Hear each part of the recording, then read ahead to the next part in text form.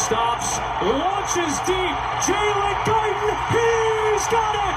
Touchdown Chargers! What a throw! 4 seconds left in the game, but this is likely the final play that matters.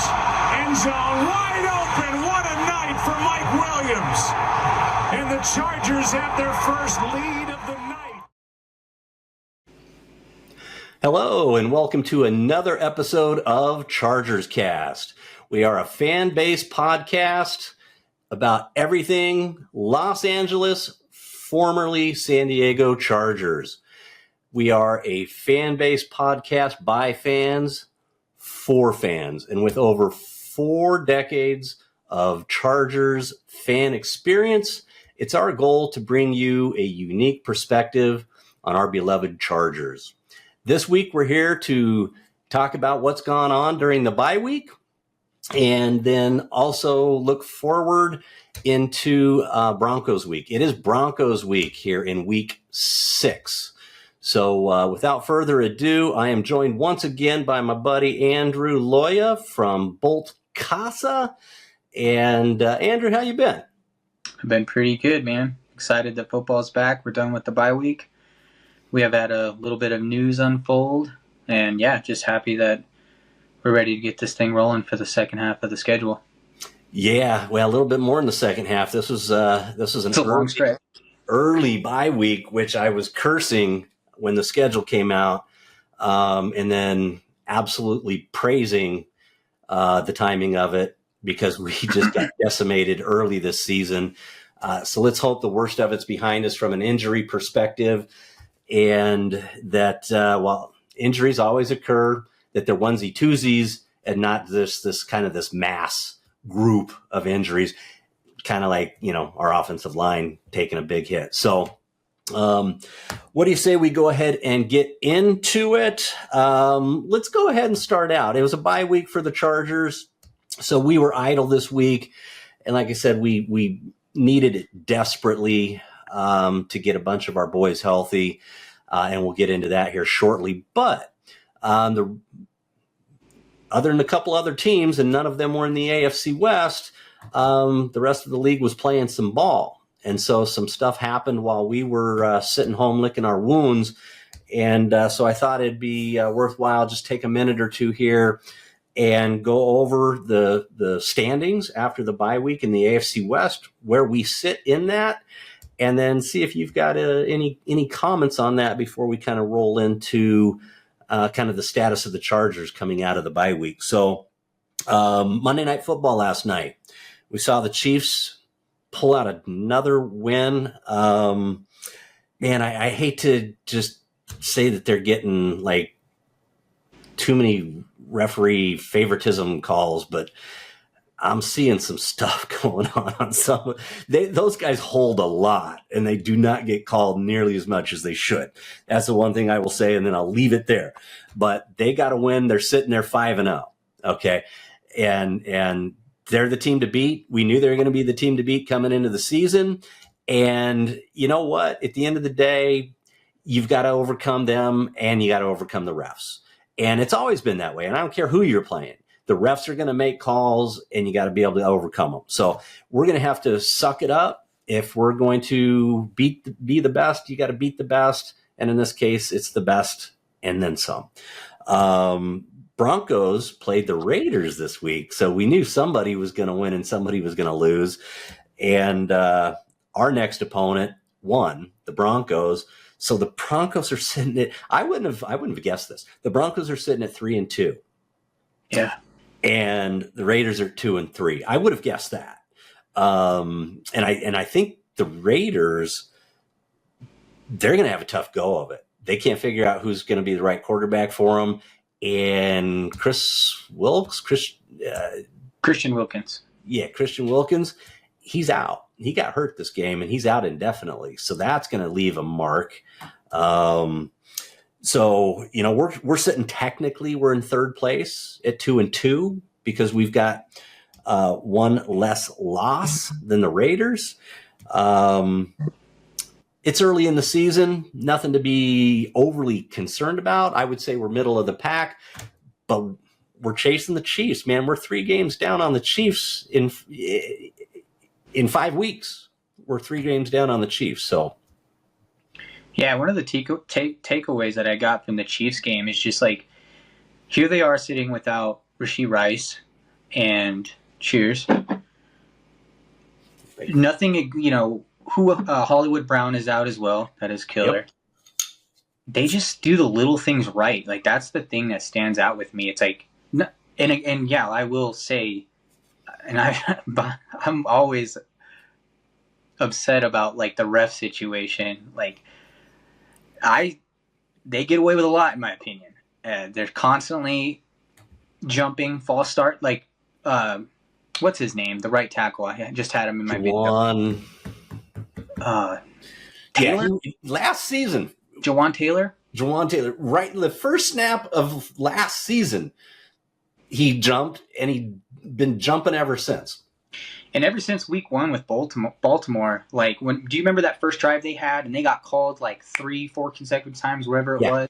Yeah, being behind the belt line. He was lined up too deep. And then I'm over there watching the Chiefs going, what is this? You're not going to call it both ways? And we're talking about, this team who seems to be thumping on everybody.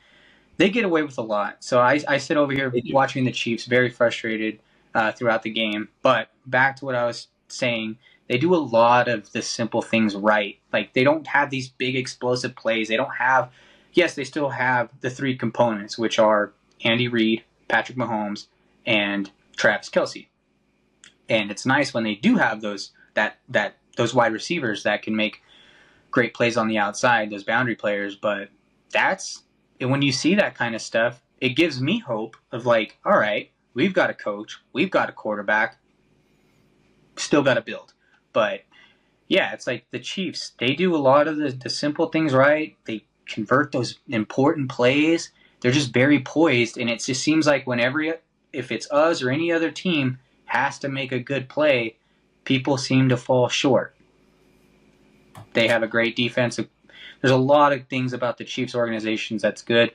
But yeah, here they are sitting at 5-0, and it really sucks to be watching from the outside. Going to the Broncos, they were down by 10 points in the first quarter, and then I think that pick 6 just had this huge momentum swing for them.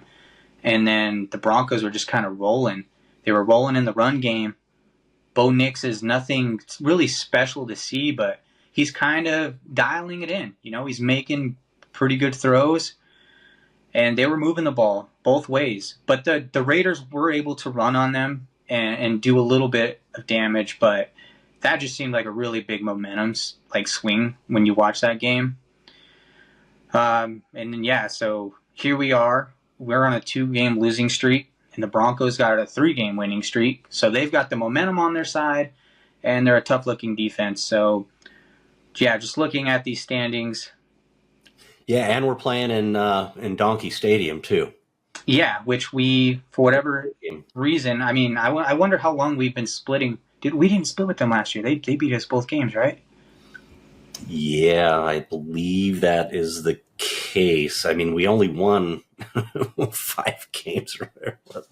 Yeah. And then prior to that, we've just been splitting with them. And going into this season, I thought for sure we should get these 2 wins, and I'm still confident in our odds, but yeah, we'll get into this a little later, but hopefully we got our 2 tackles for this game. Yeah, I think that's probably a good segue. I mean, again, just to kind of put a little bow on the current standings, it's early in the season. We're in the middle of the pack at 2-2. We're not digging out of a hole yet. You hate to consider being down 3 to KC in 5 weeks a hole. A lot of football left to play. KC's not playing great ball, but they get the little things here and there that make the difference in those tight games. Mahomes is creative and he's good. I don't want to take anything away from him. Andy Reid's a great play caller. I mean, he was beating us with Alex Smith, so you can't sit there and say woe is me. It's just it's always been that way. You've got to be able to overcome bad calls. And it doesn't matter if it's the Chiefs or anybody else. So, Yeah, we've got an uphill battle if we're going to win the division. First off, we just need to figure out how to win the next game and get our offense, kind of on track and get healthy players back. Take it one game at a time. So a lot of football left to play. And, I don't know how long you guys have been watching football. I've been watching it literally over 40 years, and I've seen a lot of things happen in the last 3 or 4 weeks of a season where first place and last place, just weird things happen where a team goes on a losing streak, another team goes on a winning streak, and all of a sudden the whole division's turned upside down. So we're not even near that spot yet. So just take care of business 1 week at a time. We've got a really good coach, I think, who's capable of keeping his guys focused. And that's probably the biggest thing I would say about KC is Andy Reid's a great coach. I think he keeps his team focused, and they come in with an attitude of we're going to win. They come in with a winning attitude. They don't come in with, oh my God, this is going to be a dogfight. They come in with like, if it's going to be a dogfight, we're going to make the dogfight, and we're going to come out with a W, and we don't care if it's ugly, and that's the mindset I think Harbaugh's going to instill in our guys. So again, reasons to be optimistic with the change in our regime. We're just in the early stages of realizing it, I think. So yeah, absolutely. And with Harbaugh, he's had everybody knows that he has had success everywhere he's been, but let's just focus on the most recent success he had. When he came to the Chargers, there were a lot of people, from the Michigan side of the fence that were saying, give it time. It's not going to happen overnight. There's I heard someone say that there were times where it even felt awkward and hot and cold, but the idea was there was constant progress, and that was just kind of what they were conveying to us as Charger fans, is just slowly but surely, and which is yeah, of course, why not? Patrick Mahomes is tied in a three-way tie for the most interceptions in the NFL. Right? And here they are at 5-0, and when I watch them, I'm like, this team is just everybody makes the play when they need to make a play. Yeah. Now, one statistic that he's not tied for, he is number one in, is the number of interceptions he's thrown that have been called back due to a defensive penalty since I think 2018. So he's made mistakes, and so imagine what his numbers would be like if they're not getting those defensive calls and those interceptions actually stay on the books instead of getting called back. But I digress again. I don't want to beat on the referees too much. Let's start talking about our boys a little bit here. We had a bye week. It was pretty slow, kind of sleepy, but it was much needed. And let's kind of go down the list here real quick because we really need to get some of our guys healthy again. And I'm just going to run down the list here real quick, and then we can just, dive into each one. But we have Herbert with the high ankle sprain. He played in the previous game. So this is much needed time off for him because we talked about it. He was hobbling in that game. True warrior. Joe Alt, he was out with a sprained MCL, I believe it was. Slater, not a torn, but a strained pec. I haven't heard what side it is, and it probably makes a difference playing left tackle. It's probably worse if it's your left than it is your right, I suspect. But I hope it's the same pec, and it's not because remember that was the issue last season. No, that was a torn bicep, wasn't it? Oh, it was a bicep. You're right. That put him out. Yeah, he literally tore a bicep. That's right. Okay, I had that confused. Brutal. And then we've had Bosa, hip issue out. DJ Chark hasn't played yet this season. He's had a hip and a groin or a hammy, I think. Junior Colson's been out a couple games now. Be nice to get him back in that rotation. And then Derwin was out due to suspension. So those are everybody we are missing. And so take your pick. Let's start with Herbert. I mean, he's the highest paid guy. He's the star of the show. He's the golden boy with the gold jersey. The news I have heard since the last game and kind of coming out of the bye week is I think it was Daniel Popper who was posting something. He gets a lot of good inside stuff because he hangs around the facility there constantly. Is that Herbert was in an ankle brace, but he was practicing. I don't think he was practicing on team drills, but he's throwing the ball around and, being active. I don't know. Did you see the image by chance? No. It's a positive thing to see as opposed to those, two big boots he had on in the last couple games. So it's I really don't know how to describe it, but it's just like, two walls, on both sides of his ankle. It's something small. So seeing that, I was kind of like, all right, that's improvement. Don't exactly know if that's something that's going to stay on during the game or if then he'll tape up. But it was sure nice to see that as opposed to just like every piece of tape on this side of the Mississippi. So it was encouraging to see that the photos of it. I was like, that looks better. Yeah, I suspect he's playing. Obviously, Harbaugh, if you guys haven't gathered this already, Harbaugh's not letting anything out, okay? He's keeping injuries as close to the vest as the league will let him without him getting fined for it, which, I mean, don't you want that in your coach, okay? You want it to be as much of a mystery come kickoff, Sunday as possible to the opposing team. So Harbaugh's playing that game big time. Unfortunately, it also impacts us because, if we know it, then the opposing team knows it. So it's also keeping the info from us. But I suspect Justin's going to play. These 2 weeks have probably been really good for him.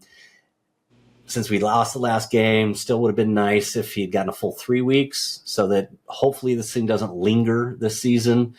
Because those high ankle sprains, man, they can linger, kind of like a plantar fasciitis. They can linger. So fingers crossed. But I suspect Justin will play unless something completely out of left field comes up. Yeah, I'm just hoping to see a little bit of like mobility out of I mean, I'm confident he's going to play, but it's like I don't want to see the hopping. I got to hop out of the pocket and make a throw. I want to see like, let's see if you got a scamper. That would be great because we need that. Well, that and he's good on the move when he has to get out of the pocket and still throw the ball. But honestly, I think the thing that will make the Chargers offense fire more efficiently is the threat of Justin running. Just keeping the defense honest, keeping maybe a safety or a linebacker spying him, just make sure he's not getting out of the pocket because Justin's got wheels. He's not Phillip Rivers. The guy can move. So I got one for you. Who do you think ran a faster 40-yard dash, Josh Allen or Justin Herbert in the NFL Combine? I'll say that much. I would go Herbert. Herbert did. Herbert has a faster 40-yard dash time, which I think like if you asked any other fan, they would probably say, no, Josh Allen's faster. And it's like, well, maybe he is top speed or he looks fast. Maybe he looks faster, but I'm just saying when you look at their combine 40s, Herbert's has the faster 40. It was a low 4.6. Doesn't surprise me, but Josh Allen uses his size and his mobility more as a weapon in his game. Now, that's a detriment sometimes because he has also the quarterback, and he takes some pretty good hits. And so for us, I think we want to balance that with Justin, but you still got to have that thread in there. So we need him to get 100%, not 80% or 90%. So I suspect he's going to play. Let's just hope he's 100% or he's as close to it and he doesn't have any setbacks. Joe Alt, our right tackle, heard he's been participating. He was participating in practice today, not off to the side. He was actually participating in practice. Didn't hear anything about him wearing any knee braces. I would be shocked if he's not. I think he is. I think I saw something of him wearing a brace. Yeah, he should. And quite frankly, he should probably play with it until this thing's 100% gone. Slater, heard a little bit of him practicing a little bit off and on, not 100%, but off and on to the side, but not participating in anything. That leads me to believe it's maybe at best 50-50 that we get. It's encouraging. There's improvement, but the question is he going to suit up at left tackle? come Sunday against the Donkeys. Yeah, it's still early, and as of right now, I feel confident that we'll probably see Joe Alt, but because it's so early, I'm not like, oh yeah, like we can expect Slater on the left side right now. So that's also where I'm also like a little timid and like not exactly excited about the situation with the line, but it is Tuesday. Yeah, so it is Tuesday. So, but the fact that he's out there, there's still that potential. And then working off to the side is Christian Fulton, Jasir Taylor, Dean Leonard. But I'm sure, these guys are all banged up. It's the NFL. So I would expect those guys to all hopefully be playing on game day. Yeah, I haven't heard of any of them having serious stuff that's, multi-week kind of things. Here's a question for you. Okay. Slater does not suit up. Do we move Alt over to the left side, pop Pipkins out to right tackle, or do we keep Alt on the right tackle, keep Pipkins at right guard, and have Salyer playing left tackle again? What's your thoughts? I know, because Joe's a stud. We can't clone him, but I wish we could. And he's played left tackle, so I suspect he could move over there in a heartbeat and not skip a beat. He had to learn right tackle, but I think he could do left tackle in his sleep. Yeah, I think he would shine at left tackle. So then the idea would be, so if he did play left tackle, I'm having a brain fart here. Trey Pipkins moves to right tackle. And then yep. Okay. And then the other option would be to have Slater stay right, Trey stay guard, and then Salyer go to the left tackle. Yeah. Either way, I think Salyer would either fill in left tackle or Salyer would be filling in at right guard, because that's where he played last season. It was right guard. As much as Salyer played really good left tackle a couple seasons ago, I would prefer probably to have Alt on the left side, Pipkins on the right, keep him inside, just because his pass rush is pretty tough. And, we can chip with the tight ends, but at the end of the day, as we get going, I think the tight ends have got to be a factor in this game. And we're going to need them to if we need support, we need support, but we also need them to be a factor in the offense. The offense, this is a tough team with some great cornerbacks. And yeah, I'll get into that a little later. I don't want to segue into it like right now, but yeah, I like that version of the lineup better, just because I want them tight ends, if they've got to, scoot and take an out route, be available, be a check down solution, because we don't, with the Herbert situation, we're going to need that. Well, and chipping before you go out, there's some benefit to that, because it's kind of, you can disguise like you're staying in and then chip and go out. And the other thing is the left side is Justin's blind side. We don't need him getting blindsided. At least he can look to the right side real quick and see if somebody's coming, versus just, having a strip sack. What do you want? I want both back. Okay. If you're going to ask me, I want Slater back and I want Alt back, and I want our run game to dominate again, like we did in the first 2 weeks. So that's what I want. But if Slater doesn't suit up, I would probably move Alt over to left tackle, have him protect Justin's blind side, and then move Pipkin. Pipkin played a couple seasons. He's serviceable, but I call him a turnstile for a reason. Max Crosby owned his ass. But lesser people than Crosby, he could hold his own, especially if you give him a running back or tight end to kind of help out, and then, move Salyer in to play right guard like he did last season. I think that'd be serviceable for another week or two if we needed to, till we get Slater back.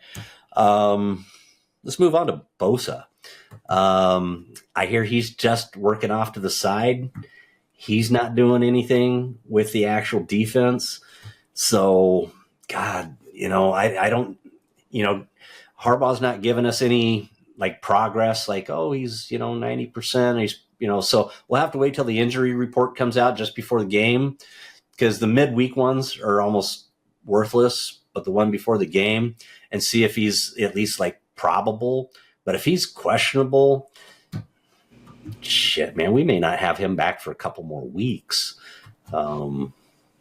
I know. It makes me wonder, like, what was on the injury report last week regarding Bosa? I'm trying to look it up real quick, see if I can find it. The one before the game was out. Just out? He was out. Yeah, see, and that's the thing. Is I don't know if this guy's dealing with a pulled hamstring, the groin. So it's, like, listed as a hip? Yeah. And I think the whole week leading up to that game was DNP, did not practice all week. Not limited or anything like that. So he's not on IR, so yeah, which tells me it's something he's going to come back from, or at least they're optimistic he's going to come back from. But when? And I'm sure Joey wants to be 100%, but his 100% is still fragile. So it's like almost like, I don't know, maybe you don't wait till you're 100% because you'll hurt something else anyway. I don't know. Do you want to expand on this conversation, the Joey Bosa, or do you want to just move past it? For this one, I think maybe we move past it, but you're probably sensing that I'm starting to get really disappointed that Joey's constantly hurt. Almost kind of like time to move on. But let's let the next few weeks play out maybe before we get deeper into that, because I don't believe he's under contract next season. I believe when we extended him this season, unless we re-sign him, he's a free agent, I believe. Yeah, I'm not too sure. I know that there was like some contingencies regarding his play. His performance was going to actually dictate some of the benefits that he got as far as making money. So yeah. I don't exactly know. But yeah, I think we all kind of share the same feelings towards Joey Bosa and his tenure here at the Chargers. Considering we never got a full season of Khalil Mack and Joey Bosa. So I'll leave it at that. Yeah, it's brutal, and I love Joey. I love his attitude. I love everything about Joey. It's just his availability. That was the thing, I think, I forget who said it, but, Phillip Rivers was the epitome of it. Okay? I mean, Iron Man, playing without freaking ACLs and stuff. I mean,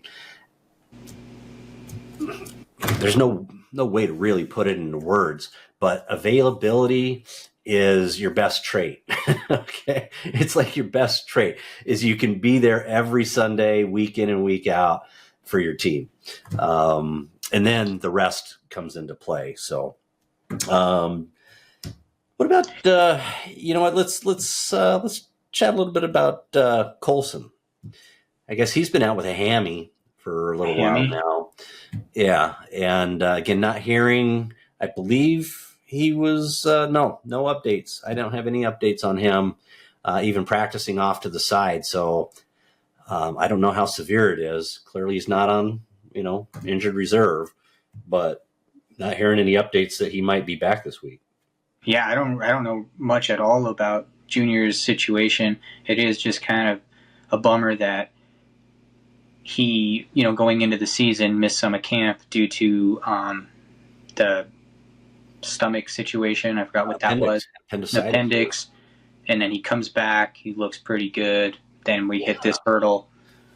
And then, so yeah, it's like, all right, we're really counting on you, Junior. Rookie or not, this defense. You were answering all the questions in the offseason.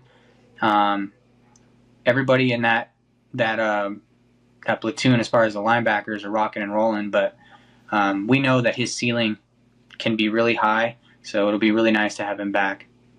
Yeah, get him in the rotation. I mean, Denzel's been playing awesome, even though he just got a stupid fine. I think he got like the highest fine so far this season. Yeah, I couldn't believe that number. I was like, am I reading this right? Is that hundreds of thousands of dollars? What? Like for a helmet-to-helmet hit on a running back coming through the hole. I mean, give me a freaking break. Isn't that both of their jobs? It's just stupid. You tackle a running back and your helmets collide. that shouldn't count. It's one thing to blast a receiver when they're, laying out or something, but running back and linebacker in the hole. A defenseless receiver in the air, helmet to helmet, I can understand that. But meeting in the hole, lowest man wins. But this is tackle football. Yeah, it's a little. It's kind of the definition of the game. Okay. Yeah, go. So that was kind of brutal, but Denzel's being Denzel, So, and by the way, I guess Derwin. We'll see how this works out. But Derwin came out after his suspension and said, I believe the quote was, "I'm not changing shit," or "I ain't changing shit. I'm just going to aim a little lower." That was the Derwin quote. So let's see how that works out for him. He definitely, if he's going to keep trying to blast people, he needs to go for the belly button, or the groin. But yeah, I saw that too. All right, man. Well, let's see how that works out for you. Use your arms, wrap up. If you're going to blast them, just wrap up. That's all I ask. So, Yeah. So outside of Colson's situation, I don't know much. Is there anybody else? Because we do have two players that we're going to get to that I can name off that I know we're both excited to hear about. Yes. I suspect there's one you're going to bring up that is a special teams ace that's due to be coming back. Correct. I know you're kind of you're high on the dude, and he's awesome. He's one of those guys. He's just a journeyman. So I'll let you bring him into the discussion. The other one was DJ Chark. We need to start taking the top off of defenses, which is going to be the second half of the pod here as we get into the Donkeys week. But we need to start threatening defenses deep. And I think Ladd can do that. Ladd's a 4-3 guy. They just aren't scheming him that way. But DJ is the guy that is schemed that way. And we need him back. I've been hearing that he's practicing. I don't know if he's going to be ready to go this week. It'd be awesome if he was. Yeah. So the return of Nick Niemann and DJ Chark. Yeah. Well, hopefully he plays this week. But Nick Niemann, a cool little stat line here. Entering week 6, the Chargers are tied for 20th in a PFF special teams grade with 71. So the return of him would be awesome. That guy's we're not saying he's this blue chip starter, Pro Bowler, but guy plays good football, disciplined football. You need a guy to make a tackle, make an impact on special teams. Nick Niemann is a good all-around football player. He's a hardball guy. And if you need to spell our boy Perryman, he's actually a really solid middle linebacker. So depth is great, and that's what he does. He's a great depth piece, and he like you said, fill in when you need to. Yeah. The other guy who's been filling in that location, and forgive me, I'm forgetting his name right now. We brought him in this season. We've got Detroit another. guy? Yeah, Dye. He's been very serviceable filling in as well. So a little shout out to him that he's been holding up his end of the bargain pretty doggone well, considering Colson's been out. So DJ Chark. He's practicing off to the side. So he's not running routes, on 7-7 and 11-11. But that doesn't necessarily mean, again, it's only Tuesday as we're shooting this, that he doesn't get more involved as we head into later in the week. And, he might actually suit up. It'd be nice to see him suit up. I think it makes more sense, if he's healthy, he's going to suit up than Jalen Reagor, but that's also another player who I believe is out there. I don't think he's working off to the side or anything. Is he actually? I thought we signed him to the practice squad. Did we sign him to the active roster? That's a great question. I actually don't know. He could be on the practice squad. Yeah, I'll check that out. But I thought we put him on the practice squad. But and another guy I would like to see kind of get schemed for is Brendan Rice. Okay, we have not really seen much of him active, and maybe give him a shot to try and stretch the defense on the outside a little bit. Yeah, I mean, he brings a physical presence, to his game. What was I going to say? Semi Fehoko is like I saw an interview today, and someone was just talking about how he's just what they say, like he's not a wide receiver but a football player, and I was kind of like thought that was kind of weird, but they were complimenting. That's a compliment. How he is just playing anywhere and everywhere, doing whatever he's got to do for the best interest of the football team. But yeah, having a boundary situation will help. Someone like Ladd and other factors operate. And our tight ends. Yeah. No, Rager is not showing on the active roster. So he's probably on the practice squad. Yeah. Yeah. Oh, well, we signed him. We signed him off of waivers, so he's definitely on our practice squad. I don't know why in my mind I thought he was like maybe even ahead of Rice. I don't know why I thought that. Yeah. Well, put it this way. This is according to the Chargers website, and I'm assuming they keep that up to date during the season. 100%. No, that was just... Yeah. So we've got Darius, Fehoko, Q, Ladd, Palmer, and Rice. So Q could stretch, but it's not his strong suit. He's got the speed to stretch defense, but it's just not his strong suit. His stuff's the short over the middle, run, yards after catch. So that's it as far as kind of the status of the roster, health of our injured guys, what we know. Hopefully, like I said, it's Tuesday right now, so things will continue to manifest as we get closer to Sunday and game time. But hopefully we continue to get some good news on some of these guys like Slater, maybe DJ Chark, some of these other guys. That would be great. Anything else bye week related before we head into Broncos week? No, I think we're ready. I think we're ready to talk Broncos football. Donkey time. I have a hard time calling them the Broncos. I love that. Yeah, and you're in Colorado too, dude. So yeah. Let's see. First off, for anybody who thinks it's going to be a pushover game, it's a division game. They're rarely pushovers. They're playing pretty good ball. Their defense is really solid. I don't know if you guys watched the game this weekend against the Raiders, but they did come back on the Raiders. That 100-yard pick six from Surtain was absolutely the momentum changer in that game, and they went and won the game after that. And so, yeah, they're coming in with momentum. They're coming in with confidence. Is their offense dynamic? No. And if we were still in the Staley era, I would say that doesn't matter because our defense had a way of making offenses look dynamic. We're now in the Jesse Minter era, and our defense is balling. Okay, heading into the bye week, we were number one in the league, lowest points per game. Even though we're only 2-2, we were the number one defense points allowed. And we were ranked up there in several other categories as well. I want to say we were top 2 or 3 in turnovers, tied top 2 or 3 for turnovers. And so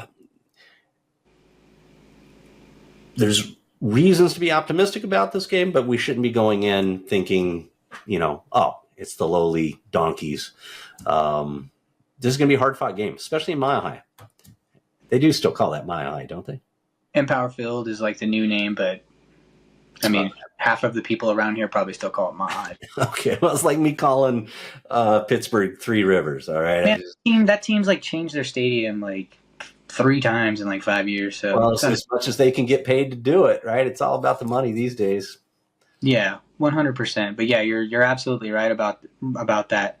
This is, and it's still early in the season, but if they're playing good football, you've seen all the posts out there, guys. Like, this is I don't know, like, yeah, I'm gonna say must-win football game. We got to get this win. It's an important one. I don't know about must win, but it's important for a bunch of reasons, right? Number one, they're ahead of us. They're 3-2. It's a division game, so those count like 1.5. So we really want to win that to get the head-to-head, right? So they're 3-3, and we're 3-2. So we leapfrog them in the standings, and we've got the head-to-head with them.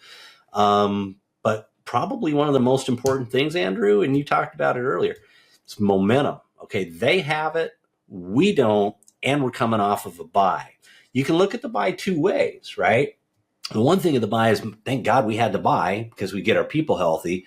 The other part of the bye is we've been idle. They've been playing football, and they're coming off of 3 straight wins. So, yeah, and by the way, it's a home game for them. We have to travel up there. I don't think it's all that magical per se. It's not the Manning or Elway days, but that being said, we still have to travel. It's not that far. It's a pretty short flight, hour and a half, something like that. But they got to strap them up, and they got to play, and they got to come out of there with a W. Hugely important. Think of it the other way. If we don't get the W, what's it look like? That's why I think it's a really important win, because if we don't get the W, now we're 2-3 and they're 4-2, and they've got the head-to-head going into the final matchup. I don't think we want that. Yeah, stylistically, this is an interesting matchup, and I think that we match up pretty similarly, except for I would give them the edge probably. I would say I would give them the edge in the passing game. Is that weird to say? There's just something about when I saw them play. It feels weird with Herbert as your quarterback. I know. Maybe I'm overthinking it, but just watching that last game, I was kind of like, man, if he's got to hit a tight end, he's hitting a tight end. They were just doing a lot of things right. Maybe the momentum had a lot more to play with it, but yeah. Well, I mean, let's go ahead and get into it. Okay, let's kind of start. Let's go ahead and start there. Let's start their offense against our defense. There's a reason Bo Nix is starting. Okay, and I don't think Sean Payton's not a slouch. Okay, especially when it comes to offense. I think Bo Nix is not.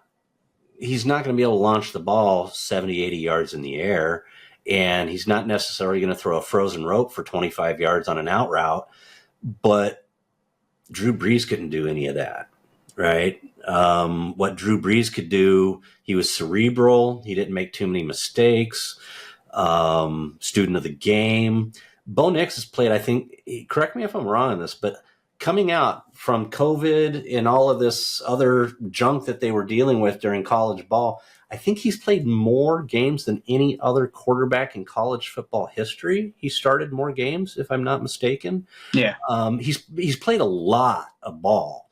And so, clearly he's a smart kid. You watch him play, he's not making too many mistakes, but he's young. And so he's managing. Right now, I think he's doing a really good job managing Sean Payton's offense, and Sean Payton's doing a really good job of managing him. But he's got to go up against Jesse Minter's defense. And we've been getting our sacks. We've been getting our turnovers. Jesse Minter does a really good job of disguising his blitz packages. I think we need to blitz more, personally. I don't think we've been blitzing as much as we should. That might be by design, Probably. I think that matchup, I give us the advantage on it. What about you? I want to offense against our defense. So I guess where I'm trying to explain myself here is Patrick Surtain and Riley Moss. And Riley Moss has been a really good cornerback. Like this kid's been balling as well, winning. I've seen him make some dang good plays. So I guess that's kind of where I was coming at, is when you look at our receivers against those guys, they are in for it. And that's where I'm really hoping that we get DJ Shark this week, because then we have a better opportunity and a chance to develop something as far as, opening up the playbook, getting some high-low looks, really being able to do more of a chess match against them. So that was kind of where I was coming at. But I do think, though, on the other hand, that's where we win this game. On the flip side is pressure with defense and putting the ball in Bo Nix's hands, creating turnovers, going after this young guy, because, Herbert, unlike Minshew and Aiden O'Connell, he does a better job, and just about a better job than almost anyone in the NFL as far as protecting the football. So, but I have seen when we had Mike Williams and Keenan Allen, Patrick Surtain does a really good job at making it a difficult day for Justin Herbert. That is a factor, and I guess that's kind of where I was coming from when I said that. So we need all hands on deck, and we got to make a difference in the offense when it comes to this football game. Oh, yeah, absolutely. And I think I had a couple of those points kind of in my notes when we went our offense against their defense. But to maybe wrap up our defense against their offense, we've got a young quarterback. We've got a really good, even without Joey, we've got really good edge rushers. The interior of our line has been playing really well. I've been really, really pleased with the interior of our defensive line. So if Foxy and Puna and Tier and Boygby can, keep getting that pressure up the middle, that'll be awesome. It's really going to help our edge guys, and just keep this kid uncomfortable in the pocket. Yeah, do that. Well, pass rush statistic. The Chargers currently rank 4th defensively in EPA per rush. Yep. For context, the Chargers ranked 25th last year, and we were 32nd in both 2022 and 2021. And here we are, 4th. So that's awesome. Yeah. And then Puna Ford, just adding to what you were saying to complement that, he currently ranks 14th amongst all defensive linemen who have had at least 60 snaps this season. So he has been a heck of a player for the interior part of this. He was a great signing by Ortiz. So I'll give us the edge on that side. I think our defense can get to Bo Nix. I think we can shut down the run, right? Make them one-dimensional. Put it this way, keys to the game for me. Okay. Shut down whatever running game they do have. Get that shut down. Make them one-dimensional. Get after Bo Nix because he's a young guy, even though he's played a lot of college ball, but he's still a young guy. NFL's a little faster. I got to say I would be scared as a rookie seeing Khalil Mack coming at me. With full force, that would scare the living daylights out of me. Probably have to go change my pants after that. So get after them with our defensive line, and so we can be optimistic, with the Christian Fultons and the Derwin Jameses and the Alohi Gilmans and of course Asante Samuel, and start getting a few of those turnovers on them. If we win the turnover battle, I'm going to give us a very, very high chance that we're going to pull this game out if we win the turnover battle. So those are my keys to the game: is keep the run game to a minimum, make them one-dimensional, and then we can get after him, and he's going to throw up a few balls, and we're going to get some turnovers and dominate. Yeah, I couldn't agree more. The run game is super significant. We have to shut that down. And similar to the Kansas City Chiefs, they got Mike McGlinchey, their right tackle, the stud who they paid. He's on IR, and then I'm looking over here at their injuries, and the guy filling in, Alex Pozowski, he's questionable. So, that could definitely be a weak spot. And if there's anything we've learned about Jesse Minter and the film that's out there, like, my goodness, he is a Frankenstein creator out there. And so if he can take advantage of that, that'll be helpful, because they have secret little weapons. That Troy Franklin guy, I think he was the one who dropped the ball in the end zone. Is that a small speedster? The guy from Oregon, the first rounder. Yep. I wasn't very high on him coming out of the draft, but regardless, he's fast, and he can serve a problem for sure. And then Josh Reynolds, I don't know if this is the number 3 on the depth chart, but he got a touchdown, and he looked pretty darn good. Marvin Mims, quick guy. he looks sparky out there. And then we all know Cortland Sutton is solid. So they've got weapons. So it's important that we eliminate the run and I would say take advantage of that weak spot of the line, mix it up, similar to what we did with the Chiefs. And yeah, I do have faith in Jesse Minter. I think that if we can kind of keep the ball in Bo Nix's hands, frustrate him, create turnovers, and Justin Herbert stay smart with the ball, and then most importantly, we find some more, some growth in the offense, and we expand on that. Yeah. Let's head over there to our offense against their defense, because I would say that's the strength of their team is their defense. It has been the last few years. Like I said, I think we match up really good against their offense, and I'll give us the edge. Our offense against, or our defense against their offense, but our offense against their defense. Patrick Surtain, he's top notch. And so he's going to take somebody away. If they want to take somebody away, whether that's Ladd or Palmer, or at this stage they probably won't assign him to take one guy away, because we really don't have that guy right now who's established themselves as dominant. So he'll probably be free to kind of roam around and take whoever. Maybe he'll play his side. It'll be interesting to see how they use him against us. It's not like we have a Gates to take away or something like that. I feel like in the past, he's kind of shut down either Mike or Keenan, whoever he had. Am I right about that? Shut down Keenan several times. Yeah. And Keenan's a great route runner. Yeah, talk about a guy who can be a magician and get open. Like, when I look back and think about it, I'm like, man, Patrick Surtain has showed up and showed out, and we've had a tough time against him. So I feel like they would be pretty confident in just being like, Riley, you got him. Patrick, you got him. But I guess that's also a good thing, because if McConkey still has his opportunity in the slot to do what he does, that's great. I think that's where we can find a lot of success. But hopefully, I'm really hoping Ladd gets more of the offense, gets more receptions, and can be a little spark plug for us. But then, yeah, like I was saying earlier, all hands on deck. Hayden Hurst, I'd love to see you have 50 yards, man. Counting on you. Well, Ladd has been, I think, everything we've expected him to be so far. Mm-hmm. He really has. His ability to get open.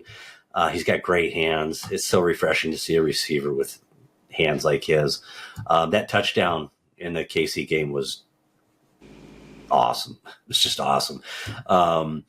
So I would like to see G-Row scheme around our tight ends a little bit more. I think that's an untapped area that we need to start tapping. Disley had a really nice catch in the last game that they schemed him up on. But I think we need a few more of those. Both those guys are capable of doing some damage. Are they going to be featured guys?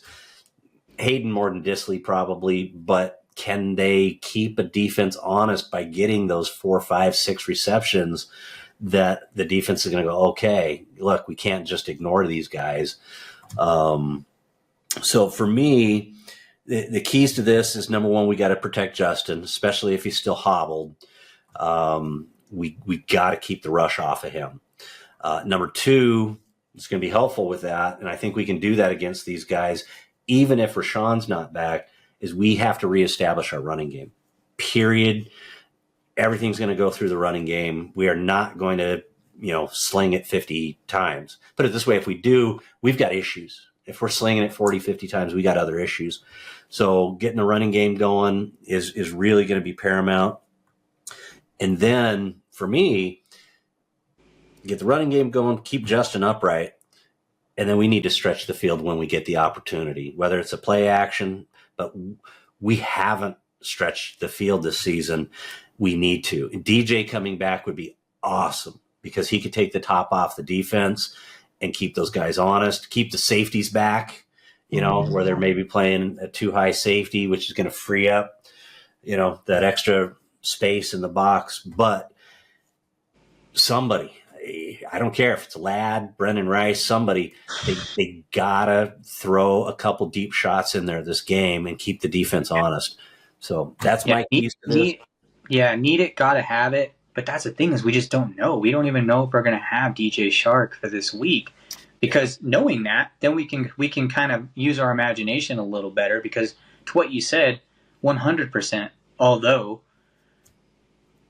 going deep against this team is tough, but we got a quarterback who can put it anywhere and everywhere where it needs to be. So we have that going for us. But yeah, just not knowing if we got DJ Shark ready to go is tough, because then it still puts us back in that situation where we're looking at Ladd and Quentin Johnson. If only Quentin could be a little bit more of a threat, I think that supports Ladd a little more. But he's good at what he's good at, and it doesn't do us a whole lot of favors. So yeah, it would be nice to know. So hopefully in the next coming days we get a little more information on that. We need some speed going deep. That's going to help tremendously. If the whole game, all we're doing is running routes that are, within 20 yards, 25 yards of the line of scrimmage, it allows all those guys to creep up the whole game. We need to keep them honest, and we need to put some of that on tape. Justin's got the arm for it. Do we have some guys who can run those routes and at least keep the defense honest? Are they going to blow them away? Well, Ladd's pretty fast. I think he's the fastest one of our active receivers by far. But I haven't seen him playing that outside position like that in any practices or anything. So I don't know if they're even scheming him up that way. But I mean, he could still run a post or a 9, from an inside. I think they're just not afraid of QJ. So I think that they're dialing it up to where they kind of have support around Ladd to not let him escape on the boundaries. That's kind of what I think is going on. I don't think QJ's that big of. I'm not trying to put QJ down, but I just think when you look at it on the defense side of the ball, you're willing to go man-to-man coverage with QJ. He might make a first down on you, and he's had some success. But I just think that they're looking at that going man-to-man. That safety on that side, you're supporting, keep Ladd inside. Don't let him outside. And whether they press him at the line or not, I haven't seen a lot of all 22 film on what's going on with that, but I do think that that's kind of what's going on. So, and then another thing that, when you were talking, that I just got to thinking that, man, checkdowns, watching like the Chiefs and all these teams, like, remember, it would just be so nice to have fluent check down success at the tight ends and at the running back position. And we're seeing a little bit of that with the tight ends, but like very small sample sizes. So that would just be so helpful, because all of these things, this whole thing, that's the recipe to make a good offense. And clearly we got to get better at it. Yeah, it's that mixture, right? It's keeping the defense off. Is you take your shots over the top, but you got your check down, so you keep them spread out both directions, so they can't come up tight and start clamping down. That's when you're in trouble, especially when your line can't keep people off your quarterback and off your running back. So it all works hand in hand. It's you hear people talk about this one aspect of the game, but it's all interconnected. And so that's where the orchestration of this, being an offensive coordinator is not an easy job, and having the ability to call things at the right time against certain defenses, some of it's luck. But you got to try it all, and you got to keep the defenses honest. And that's why we have to take some shots. We got to. I would like to see him give Brendan Rice a couple shots. Yeah. Let him go deep on the outside. Let him body up on somebody. Who knows? Maybe we've got the next Mike Williams in the making. Maybe he's a contested ball guy. Give him a shot. Yeah. I know he can track the ball. I saw plenty of training camp. He definitely tracked the ball over his shoulder. That is not QJ's thing. DJ Chark, that's his thing. He tracked that ball 80 yards down the field over his shoulder, no problem. And Brendan can do that too. So maybe give him a shot. Can't hurt. No, not at all. I really hope we got him back for this game because, like you said, we need that. Need it. Got to have it. This is a game that's going to make just a humongous difference. Yeah, it really does. If you look at where we sit with a win versus where we sit with a loss, and again, if we do lose the game, all is not lost. We're 2-3 with 12 games left to play. It's a lot of football left to play, but given the choice, when it's a divisional game, this is one we really we want to get back on that plane with the W in our pockets and come back and start this. We'll call it the second half of the season, even though it's not mathematically half, right? Right. But this second phase of the season, start that with the W, start it with some confidence, because our boys are feeling pretty good after weeks 1 and 2, right? Now they've had a little adversity. And I was talking about, I think in the last pod, that, adversity's not a bad thing. You find out what you're made of and gives you an opportunity to sort some things out. And so if we're going to have adversity, which, every team does throughout the season, we're getting an opportunity here between the health issues and back-to-back losses to maybe have some early on for Harbaugh to do what Harbaugh does, which is build teams, build team chemistry, and get that unity where everybody's, pulling in the same direction. So a win here would be big in all those aspects. Yeah, absolutely. The schedule does get in some ways a little easier down the stretch right here. And when you look at this team, it's like we got to find a way to win. This is one of those games where let's find a way to win because coach versus coach, it's either a wash. I would say our coach is better, and we got the quarterback. So let's dig deep and let's find a way to win this game. Because when you look at the rest of this schedule, there's a few games that you're like, got to get a win there, and this is one of them. So that's kind of how I see it. Let's just figure it out, guys. We don't want to leave empty-handed. And, back to what you said, it's not the end of the world, but it sure would be nice considering we got Justin Herbert and Jim Harbaugh. That other thing is just find a way to win, guys. Let's get this one. Well, and then think about this too, Andrew. Okay, we're heading into week 6. Okay, so from the Chargers' perspective, they've got now 5 weeks of tape on the Broncos this season and Bo Nix, right? They're coming out of a bye week where technically you've got 2 weeks to scheme these guys.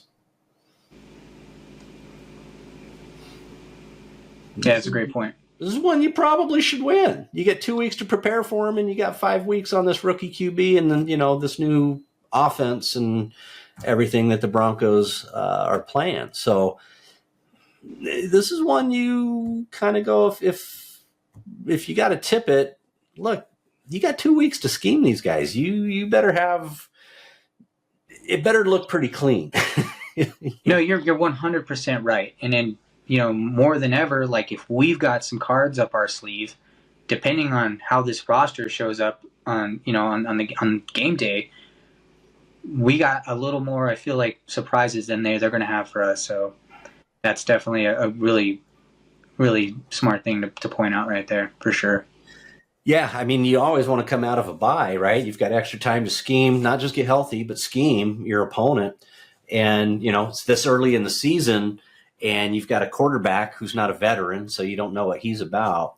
You would think this is ideal for our coaching staff. Now, of course, the players have to go out on the field and execute. That can always be a problem. But this is one you'd think, heck, you guys have had every opportunity to prepare for this game. Everybody's got injuries. You guys, like you said, McGlinchey's out, and so they're not 100% healthy either. We all have injuries. Strap them on and let's go play. Let's talk a little bit about special teams because it's a division game, and at the end of the day, a lot of times with these division games, they're tight, and it can come down to special teams. I don't know a whole lot about the Broncos special teams this season. Their kicker and, their returners. But here's what I would say as far as, again, keys to the game. It's a divisional game. It's very likely it's going to be close. And so we need to capitalize. When we get an opportunity to put points on the board, and Harbaugh's been doing this, when he's getting an opportunity to put points on the board, it's very rare that he doesn't do it. He didn't do it the last game when Palmer tripped on the turf monster and rolled and the refs didn't give him the accurate spot. Harbaugh probably should have taken 3 points there. Retrospectively, he probably should have taken the 3 points there.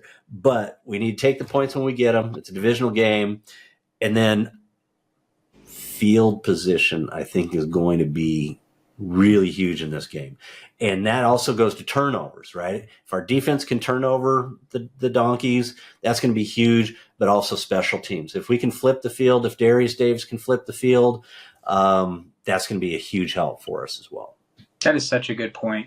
It really is. I mean, thinking about Bo Nix having to trudge down the field, carrying the offense and trying to dice it up with the pressure that's coming at him, especially if we're able to eliminate that run game, that sounds really nice. And if the roles were reversed, well, yeah, they got a tough defense and some good corners, but, well, we got Justin Herbert. So that is such a good point. We have got to win the field position 100%. I want to see Bo Nix. Here it is. This game is in your hands, and you've got 4 quarters with a coordinator that is going to, quite frankly, I think, going to really frustrate you. So that is such a great point. Yeah, I mean, if we have to give him the majority of long fields and we can get a majority of short fields, that alone can make the difference in this game. These division games, it's crazy. You can have a team that's late in the season and they're 11-2, and the opposing team's 2-11, but their division, AFC West division in particular, division rivals, you throw those records out. You throw those records out the window because they play each other so much and everybody's up for those games. So when it's a division game, you have to assume that it's going to be tight and the margin of error is going to be thin. Win the turnover battle, win the field position battle. I think those two things, if we can win those two, our odds are pretty damn high we're going to walk out of there with a win. Yeah, Darius Davis is due as well. He's due for a good spark play. And there was an interview I saw, and I think it was from the last couple of days, but he kind of touched on how he's kind of been a little bit in his head, and he made a mistake catch, in which I don't even recall the play, but he called himself out on catching the ball in like the 5-yard line, and I don't really remember when he did that, but I'm like, all right, I get that. So him recognizing that and him being, let's just say playing to your potential, he's due, and hopefully this is a game that he can be an asset for us for sure.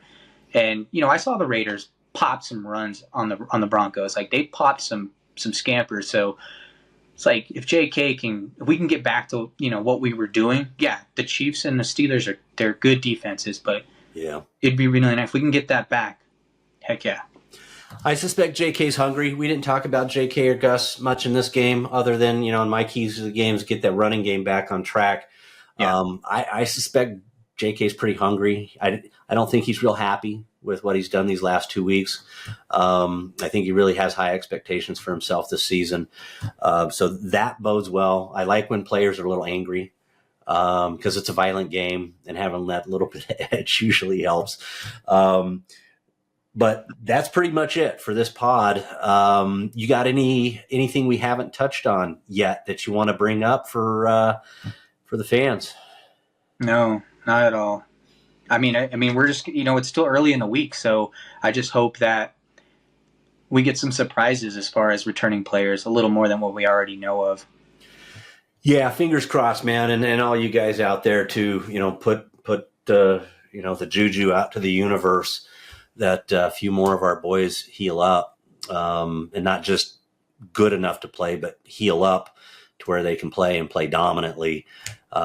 This is an important game, I think, for a bunch of reasons. It's not a make or break, but it's a really important game kind of set the tone coming out of the bye week. So, and it's a divisional game. And it's the freaking Donkeys. All right. So, no quarter, no mercy.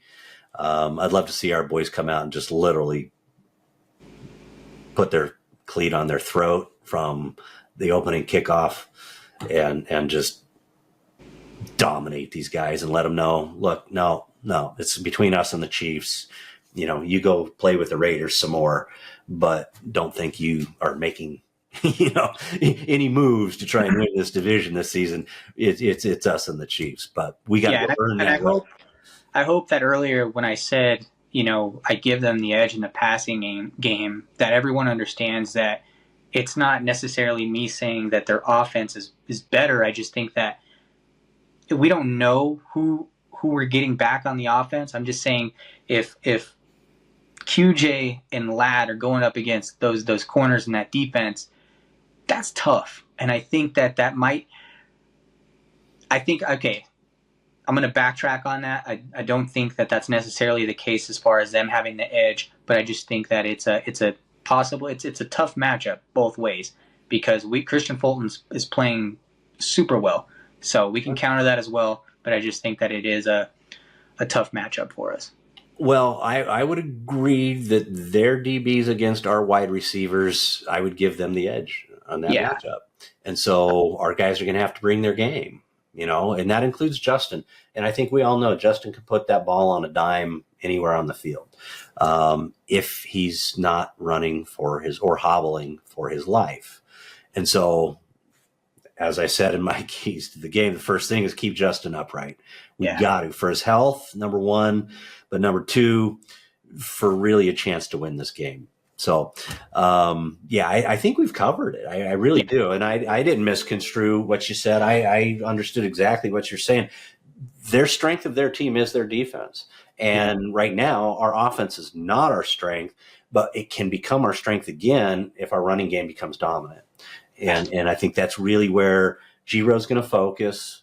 He's Giro. He's going to focus on getting back to basics and, running it down their throat. So I am so excited. I am so stoked that I actually have a football game to watch, that I have a dog in the hunt. This weekend was miserable. I watched football, but it was like, it's like all the memes out there, the Chargers aren't playing and it's like, and so it's nice to have our boys, back on the field playing a meaningful game. Andrew, what do you say we wrap this thing up, man? Let's do it. All right. Well, hey, thank you guys for showing up for another episode of ChargersCast. ChargersCast is here for you guys, right? It's by fans. Andrew and I, we're just Chargers fans. It's by fans for fans. So you guys may agree with a lot of our takes in the pod, and I suspect plenty of you out there that probably disagree with some of our takes in the pod as well. And that's perfectly fine, right? There's no wrong or right answers. It's football, and everybody's got an opinion. If you have an opinion, support, or you've got a countering opinion, go down in the comments below. Leave us a comment. Love to get your comments. Try and respond to everybody. So, go down there, give us a comment, let us know your take. Also, while you're there, like and subscribe. We do this for a reason, and so it'd be nice to know that you guys are out there and you enjoy the podcast. If you subscribe, then you're going to get a notification when we post the next podcast. So appreciate you guys doing that. And without further ado, that's it for this episode of ChargersCast. Go Bolts, beat the Donkeys, and we'll be back next week to review the Chargers game against the hated Broncos and preview the next week, which I believe is another road game against the Arizona Cardinals and their yard gnome of a quarterback. If that's the case, that's Monday Night Football, guys. That is is Cardinals game, I believe. Prime time. Let me just double check. Cardinals. Monday Night Football. Damn. So we will be back to preview that game as well next week. So that should be fun. The Cardinals just beat the Niners this past weekend. So any given Sunday, any given Sunday, guys. So, again, that's it for ChargersCast. Be good. Bolt up. See you guys next time. Herbert stops, launches deep. Jalen Guyton, he's got it! Touchdown Chargers! What a throw! 4 seconds left in the game, but this is likely the final play that matters. End zone wide open. What a night for Mike Williams. And the Chargers have their first lead.